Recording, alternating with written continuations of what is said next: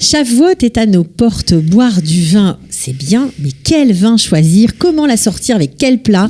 Des plats lactés, certes, mais il y a toutes sortes de différences, de différents fromages. On s'y perd un peu. Rouge, blanc, rosé. Pour en parler, un spécialiste, il s'appelle Pierre Miodownik.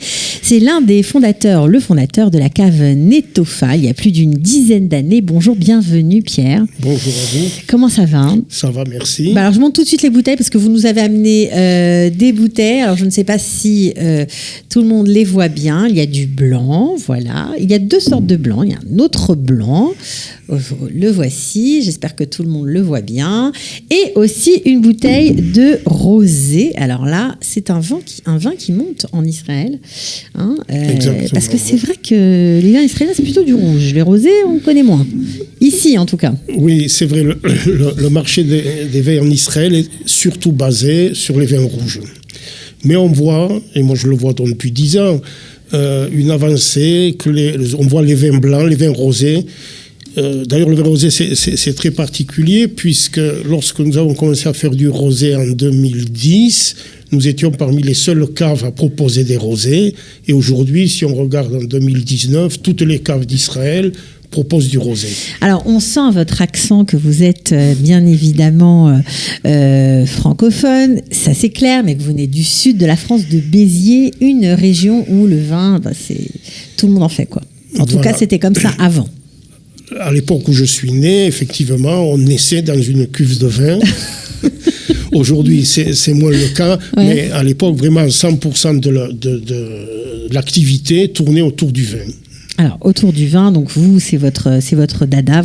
Non seulement vous êtes œnologue, vigneron, vous faites le vin de la cave Netofa, mais puisque vous le faites, vous connaissez très très bien les différentes variétés. Alors nous, on voudrait avoir des tipim, comme on dit en hébreu, des petits trucs pour savoir quoi associer, quel genre de vin boire, comment le conserver, voilà. Et puis surtout, quelle différence entre ces trois vins? Voilà, nous sommes ici justement pour parler de Shavuot, et vous l'avez déjà dit, Shavuot, ce sont des plats lactés, ce sont des fromages, donc rien de mieux pour accompagner cela que des vins blancs et des vins rosés. Ok. Alors, l'un ou l'autre, ça marche ?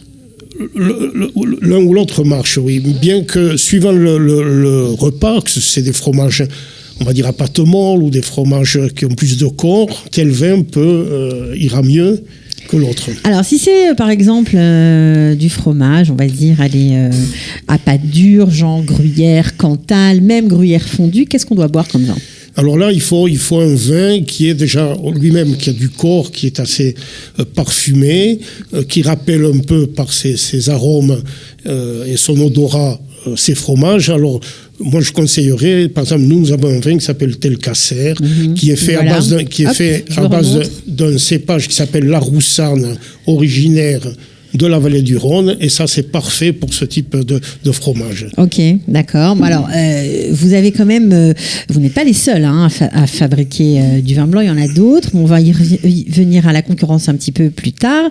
Donc ça, c'est, on va dire, pour les fromages un peu plus lourds. Maintenant, pour les fromages un peu plus légers, genre, on va dire, camembert, par exemple. Voilà. C'est pas très léger, pour des fromages à pâte molle, comme le camembert et d'autres, nous avons un vin qui s'appelle le domaine Netofa, qui est fait à base d'un cépage qui s'appelle le chenin, qui est plus acide, plus fruité, et ça convient parfaitement avec ce type de fromage. D'accord. Alors, est-ce que vos concurrents, parce qu'il y en a quand même, qui fabriquent aussi du vin blanc, sont dans les mêmes gammes que vous? Est-ce qu'il y a beaucoup de variétés en termes de vin blanc en Israël? Il y a évidemment beaucoup de caves en Israël. La plupart aujourd'hui produisent aussi des vins blancs, mais nous avons, une particularité dans notre cave, c'est que nous avons des cépages qu'on ne retrouve pas dans de nombreuses caves. Pourquoi ce sont des cépages que vous ramenez de France? Parce que nous avons pensé que le terroir de la Basse-Galilée et d'Israël en général est un terroir méditerranéen, et pour cela, il fallait des cépages qui supportent, on va dire, le terroir, la chaleur, le climat. Et nous avons planté ce type de cépage, que ce soit en rouge, en blanc, bien sûr. D'accord. Alors, cépage, terroir, climat, là c'était une année géniale parce qu'il a fait quand même, on a eu très froid l'hiver, il commence à faire très chaud. C'est bien l'année pour les 2019 s'annonce très, très belle parce que, et ça c'est depuis que je suis là, on n'avait pas eu une année pareille, on a eu un très bel hiver, beaucoup de pluie, beaucoup du froid, qui a duré assez longtemps, la vigne a pu se reposer. Elle commence elle a fleuri déjà, on voit déjà les grappes se former. S'il n'y a pas trop de chaleur, bon là on a quelques jours de chaleur, mais si ça ne dure pas trop longtemps, on devrait avoir une belle année. Alors, est-ce qu'il faut une certaine technique pour faire du vin blanc ou du vin rosé? Parce qu'on n'a pas beaucoup parlé du vin rosé, mais ça développe. Les deux façons de vinifier ces vins se ressemblent. Le rosé est quand même un peu différent, je vais y venir après. Non, ce qu'on demande dans ces vins, c'est de garder de la fraîcheur, de pouvoir exprimer des arômes et des goûts. Donc, il faut vraiment pouvoir vendanger des raisins mûrs. Mais pas trop. Pas trop, pour leur garder de l'acidité, et parce que ces vins sont bu frais, ils sont bu pendant l'été, pendant les jours chauds. Donc, il faut vraiment bien surveiller cette période de fermentation.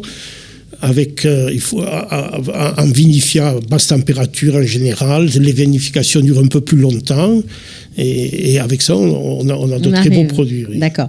Alors on a parlé très peu des autres concurrents, on va dire, enfin pas concurrents, mais des autres producteurs de vin. Vous avez un petit faible pour d'autres caves où vous ne buvez que vos vins? Je bois évidemment les vins de Netofa, mais pas que. Il y a aujourd'hui en Israël aussi une évolution. On trouve de très jolies caves, de très jolis produits. Chacun un peu dans son style, mais la viticulture, la viticulture israélienne est aujourd'hui bien reconnue dans le monde entier pour la qualité de ses produits. D'accord. Alors, le rosé, vous nous avez dit que vous alliez peut-être même nous conseiller des plats avec lesquels le déguster. Alors, le rosé, c'est intéressant parce que là aussi, on a vu une évolution. Toutes les caves aujourd'hui produisent des rosés. Mais pourquoi? Parce que le rosé, c'est le vin du soleil, c'est le vin de l'été. Il se boit frais. C'est bizarre parce qu'en Israël, on boit plus de vin rouge que de rosé. Justement, mais vous savez très bien que tout autour de la Méditerranée, on boit beaucoup de rosé. Oui, c'est vrai. C'est quoi le rosé? Le rosé, c'est pas un peu de vin rouge et un peu de vin blanc qu'on a mélangé. On fait des rosés à partir de cépages rouges. Alors, il n'y a pas la couleur, parce que la couleur vient de la peau du raisin. Donc, on sépare immédiatement le jus de la peau et ça donne un raisin un peu coloré. Je montre votre bouteille de rosé. Aujourd'hui, la mode va vers des rosés très clairs. Il fut un temps, c'était un peu plus coloré. Et ce qui est intéressant dans le rosé, c'est que ça a les qualités du blanc et celle du rouge. C'est-à-dire, on peut le boire avec des poissons, avec des salades, avec des fromages, et un peu de la viande, même de la viande épaisse. Donc c'est vraiment le vin du Sud, le vin du soleil. Il n'y a pas mieux qu'Israël pour cela. Il n'y a pas mieux qu'Israël pour cela. Alors, on a parlé du vin blanc, du rouge, du rosé, pardon. On a parlé des fromages. On n'a pas parlé du roquefort, des bleus en général, des fromages forts, parce que c'est vrai que Shavuot, c'est aussi l'occasion ça, d'en cuisiner. C'est particulier parce que ce qu'on appelle les fromages bleus, comme vous avez dit, les bleus de Bresse, les roqueforts. On en trouve de très bons en Israël. Certainement, et on trouve tout cela cachère, bien sûr. Donc, ça ne se boit, ça ne s'apprécie qu'avec des vins doux, par exemple du Porto. Il faut que la douceur du vin diminue un peu l'ardeur l'âpreté du fromage. D'accord, donc ça c'est votre conseil. Voilà. Bon, comment on fait quand on n'y connaît rien en vin? Quand on veut acheter un blanc par exemple, à quoi on doit faire attention? Au niveau d'alcool, parce qu'après, à part l'étiquette, pour ceux qui n'y connaissent rien ou s'être renseigné au préalable, c'est un peu difficile. Si on n'y connaît rien, en général, on doit faire confiance à son fournisseur, à son caviste, lui demander conseil, et je pense qu'un homme de métier saura bien vous conseiller. Ouais. Bon, il y a bien sûr Netofa, mais il y a plein d'autres marques plein d'autres. Hein. Et moi je dis toujours, il faut goûter, il faut chaque fois s'ouvrir à d'autres vins. Et puis après, c'est une question de goût. On revient sur le vin qu'on aime. Mais il faut goûter. Ne pas avoir peur d'acheter chaque fois quelque chose de différent. Alors, où vous tremblez le plus, mon cher Pierre, quand vous faites une cuvée rouge, blanche, du vin blanc, du vin rosé, comment...